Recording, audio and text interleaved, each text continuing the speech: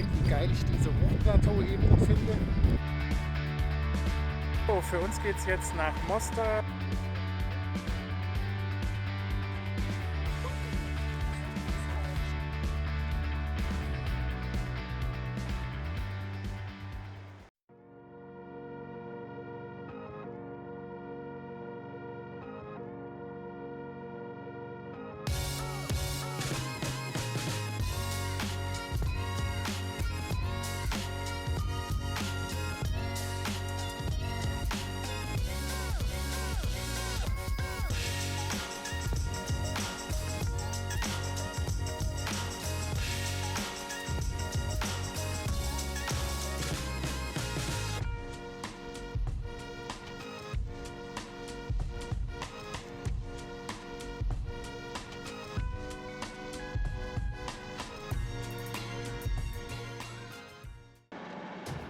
Bosnien und Herzegowina hat uns auf dem Weg nach Griechenland begeistert und wir wollten es nochmal mit mehr Zeit bereisen. Wir starten in der kleineren südlichen Region Herzegowina und wollen durchs Dinarische Gebirge nach Bosnien zum Una-Nationalpark.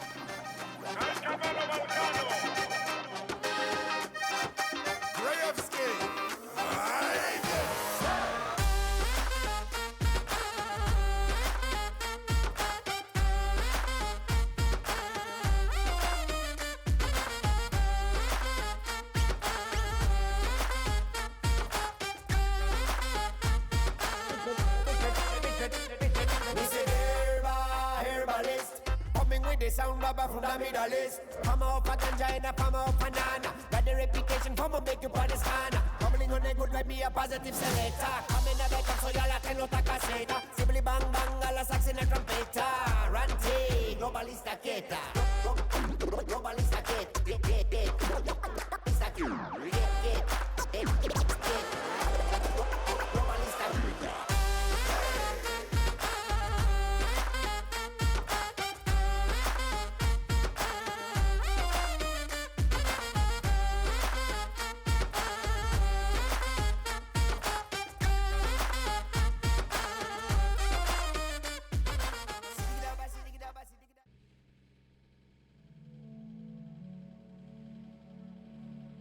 Nach einer ruhigen Nacht auf einem verlassenen Militärgelände startet heute unser Offroad-Trek über das Morine-Plateau, von manchen auch als europäisches Tibet bezeichnet. Dabei fahren wir durch die Republik Srpska, die vorwiegend von Serben, der zweitgrößten der 3 Volksgruppen in Bosnien-Herzegowina, bewohnt wird.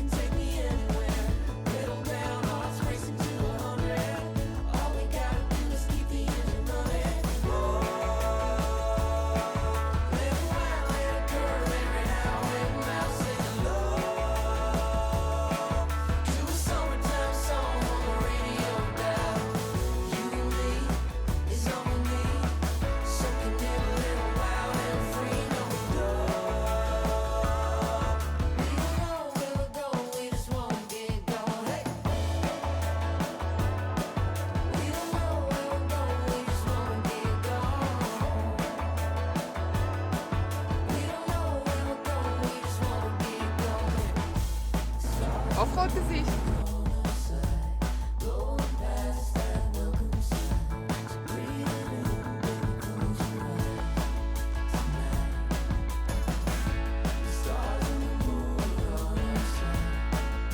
Super schöner Trek. Hier macht es uns wieder richtig Spaß.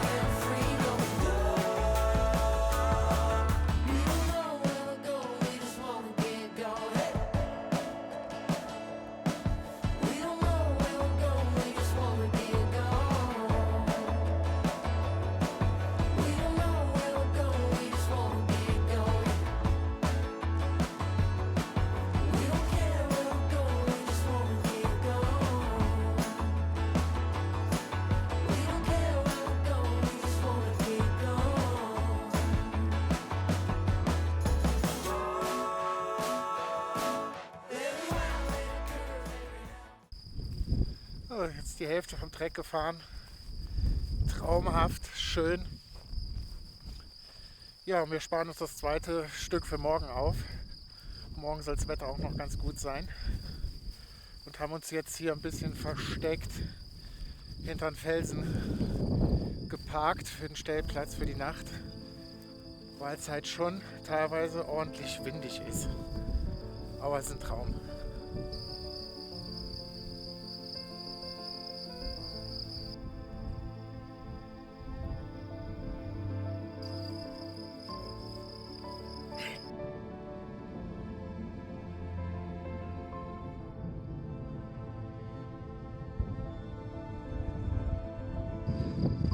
Habe ich eigentlich schon mal erwähnt, wie geil ich diese Hochplateauebene finde?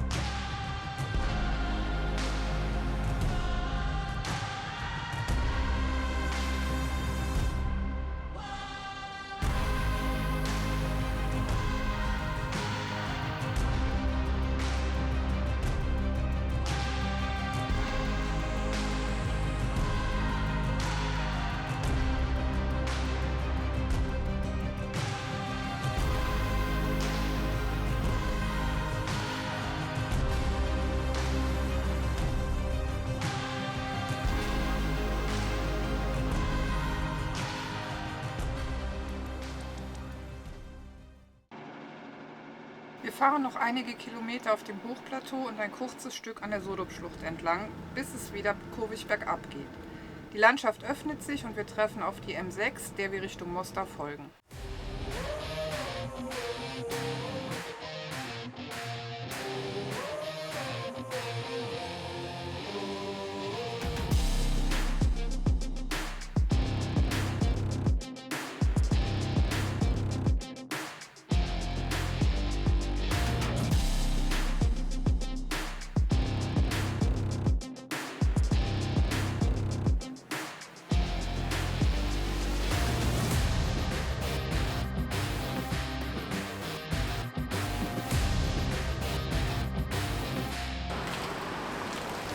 Als wir zufällig an einer Waschanlage vorbeikommen, bekommt Pogo nochmal eine ordentliche Wäsche verpasst.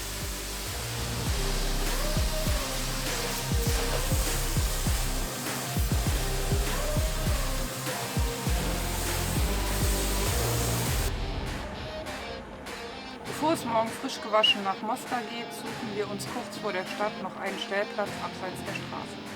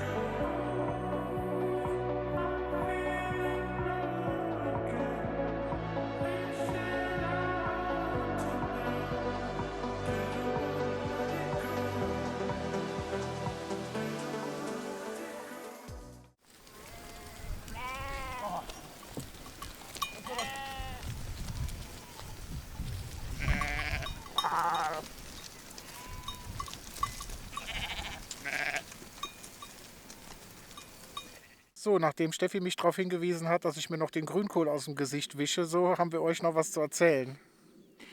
Bosnien ist ja nach wie vor das Land in Europa, wo immer noch die meisten Landminen liegen. Das Ziel, das Land minenfrei zu bekommen, war, glaube ich, auf 2024 gesetzt, ist aber wegen Corona auf 2028 nach hinten geschoben worden.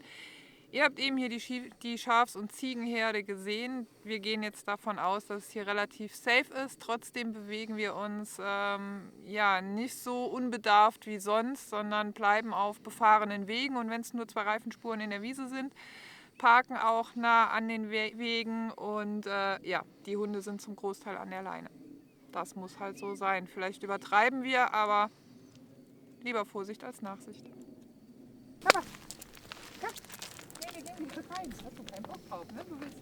Hörst du gut wieder heute? Hörst du gut? Hast du keinen Bock reinzugehen?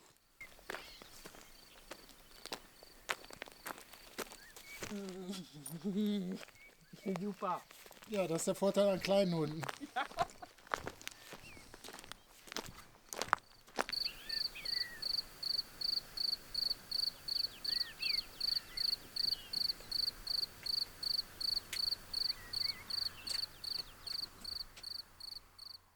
So, für uns geht es jetzt nach Mostar. Wir müssen noch Wasser tanken, Diesel tanken, einkaufen, bevor es dann die Tage auf den nächsten Track für uns geht.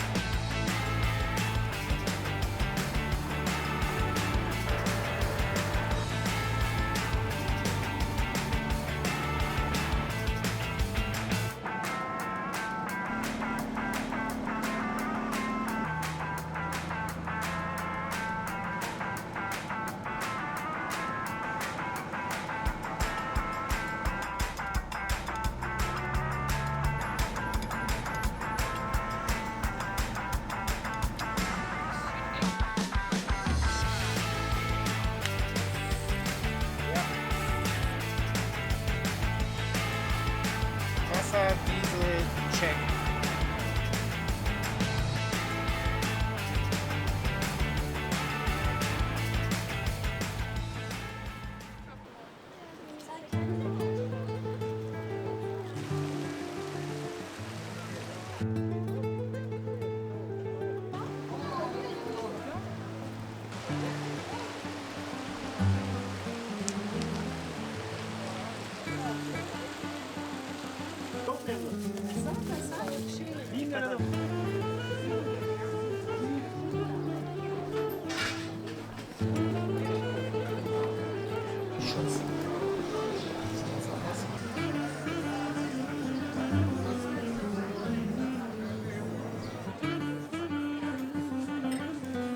Heute mal das volle Touri-Programm. Yes.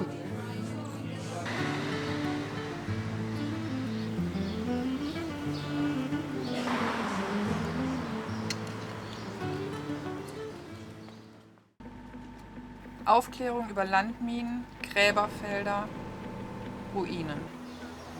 Die Narben des Bosnienkriegs von 1992 bis 1995 sind noch an vielen Stellen in Mostar zu sehen und stehen für uns teilweise im krassen Kontrast zu dem bunten Treiben in den Touristenvierteln der Altstadt rund um Stari Most, der alten Brücke und dem Bazar.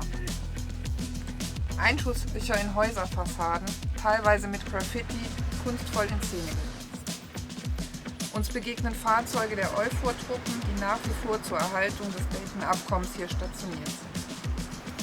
Für die Bewohner dieser Stadt, die wir als sehr offen und lebendig wahrnehmen, sind diese Mahnmale Alltag.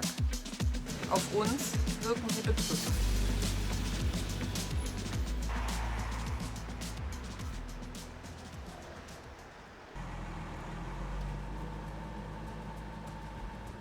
Kleiner Fun-Fact, wir sind jetzt gerade vom Parkplatz runter und wir hätten eigentlich 15 km bezahlen müssen.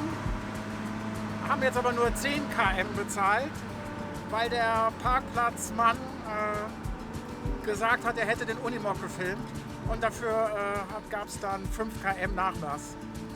Cooler Move.